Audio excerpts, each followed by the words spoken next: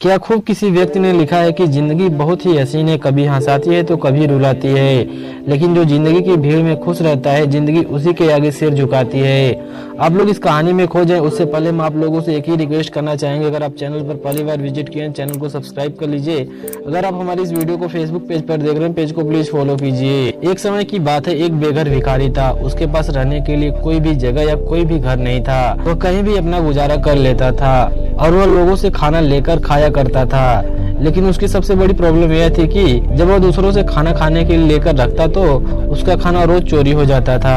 एक दिन उसने एक चूहे को पकड़ा जो उसका खाना चुरा कर ले जा रहा था और उस भिखारी ने उस चूहे से कहा कि तुम मेरा खाना क्यों चुराते हो, मैं तो खुद ही एक भिखारी हूँ। चुराना है तो किसी अमीर का खाना चुराओ जिससे उसको कोई फर्क भी नहीं पड़ेगा। चूहे ने उस भिखारी से कहा कि यही मेरे भाग्य में है कि मैं तुमसे खाना चुरा कर ही खा सकता हूँ, क्योंकि तुम्हारे भाग्य में भी यही है कि तुम अपने पास केवल 8 चीजों को ही रख सकते हो, चाहे तुम्हारे पास कितना ही खाना क्यों ना हो। चूहे की ऐसी बातें सुनकर वो बेघर भिखारी को सदमा लग गया और उसका दिल पूरी तरीके से टूट गया और वह सोचने लगा कि भला कौन सी ऐसी किस्मत के साथ जीना चाहेगा। उस भिखारी ने यह तय किया कि वो अपनी समस्याओं का समाधान बुद्ध से पूछेगा और अपने सवालों का जवाब पूछने के लिए यात्रा पर निकल जाता है। पूरे दिन यात्रा करने के बाद उसे शाम को एक धनी परिवार का घर मिलता है। वह भिखारी सोचता है कि क्यों ना आज की रात यहीं पर गुजार लूं। सुबह होते ही बुद्ध के पास जाने के लिए निकल जाऊंगा यहाँ से। वह जाकर गेट खटखटाता है और कहता है कि मैं एक यात्री हूँ, क्या आज मैं एक रात के लिए यहाँ पर रुक सकता हूँ। मालिक उस भिखारी को अंदर बुला लेता है और दोनों भोजन साथ में बैठकर करते हैं। भोजन करते समय मालिक ने पूछा कि आप कहाँ की यात्रा कर रहे हो। फिर उस भिखारी ने जवाब देते हुए कहा कि मेरे कुछ सवाल हैं जिनका जवाब जानने के लिए मैं बुद्ध के पास जा रहा हूँ। भिखारी की ऐसी बातें सुनकर उस घर की जो मालकिन थी उन्होंने कहा कि क्या आप बुद्ध जी से मेरा भी एक सवाल पूछ लेंगे। उस भिखारी ने कहा कि क्या आपका सवाल है, मुझे बताइए, मैं जरूर उनसे पूछूंगा। फिर मालकिन कहती है कि मेरी एक 16 साल की बेटी है, वह बोल नहीं सकती है, क्या आप उनसे पूछ सकते हो कि ऐसा मैं क्या करूं जिसकी वजह से वो बोलने लग जाए। अगले दिन उन्हें आश्रय देने के लिए भिखारी ने उनको शुक्रिया अदा किया और यात्रा के लिए निकल पड़ता है और फिर से अपनी यात्रा शुरू कर देता है। और यात्रा करते करते उसे पहाड़ों का एक झुंड मिलता है जिसे उसे पार कर पाना बेहद ही मुश्किल था। फिर उसे वहाँ पर एक जादूगर दिखाई देता है और वह उस जादूगर के पास जाता है और वह भिखारी बोलता है, क्या आप मुझे इन पहाड़ों को पार कराने में मदद कर सकते हैं। फिर जादूगर ने कहा ठीक है, मैं आपको इन पहाड़ों से पार करा दूंगा। जादूगर ने उसको अपनी छड़ी पर बैठाकर पहाड़ पार करा देता है और फिर जादूगर उस भिखारी से पूछता है कि आप कहाँ जा रहे हो। भिखारी कहता है मैं बुद्ध से मिलने जा रहा हूँ। भिखारी की ऐसी बातें सुनकर जादूगर कहता है कि क्या तुम मेरे लिए एक सवाल उनसे पूछ सकते हो। जादूगर की ऐसी बातें सुनकर भिखारी कहता है ठीक है, क्या आपका प्रश्न मुझे बताइए, मैं उनसे जरूर पूछ कर आऊंगा। तब जादूगर कहता है कि मैं पिछले 1000 साल से स्वर्ग जाने का इंतजार कर रहा हूँ, मैंने सारी शिक्षा प्राप्त कर ली है, तुम उनसे पूछना कि स्वर्ग जाने के लिए अब मुझे क्या करना होगा। भिखारी सवाल सुनकर फिर आगे यात्रा शुरू कर देता है। कुछ देर चलने के बाद उसे एक बड़ी सी नदी दिखाई देती है जो कि उसके लिए एक रुकावट होती है, क्योंकि वह नदी बहुत ही ज्यादा गहरी होती है जिसे पार करना उसके लिए मुश्किल होता है। लेकिन सौभाग्य से उसे एक कछुआ मिल जाता है और भिखारी कछुए से कहता है कि क्या आप हमें नदी पार करवाने में सहायता कर सकते हैं। फिर कछुआ उस भिखारी को नदी पार कराने लगता है। नदी पार कराते समय वह कछुआ भिखारी से पूछता है कि आप कहाँ पर जा रहे हो। फिर वह भिखारी उस कछुए से कहता है कि मैं बुद्ध के पास कुछ सवालों का जवाब लेने के लिए जा रहा हूँ। भिखारी की इसी बातें सुनकर कछुआ कहता है कि मेरा भी एक सवाल है। फिर भिखारी कहता है क्या है बताओ, मैं जरूर बुद्ध जी से पूछ कर आऊंगा। कछुआ कहता है कि मैं 500 सालों से एक ड्रैगन बनने का इंतजार कर रहा हूँ, मेरी शिक्षा के अनुसार मुझे अब तक ड्रैगन बन जाना चाहिए था, क्या तुम बुद्ध जी से यह पूछ सकते हो कि मुझे अभी और कितना समय लगेगा। भिखारी कहता है ठीक है, मैं उनसे पूछ कर आऊंगा। और उसके बाद नदी पार करके फिर से यात्रा वह भिखारी शुरू कर देता है और अंत में वह भगवान बुद्ध की कुटिया तक पहुंच जाता है और मन ही मन वह सोचता है कि आज मैं महान गुरु महात्मा बुद्ध से मिलूंगा।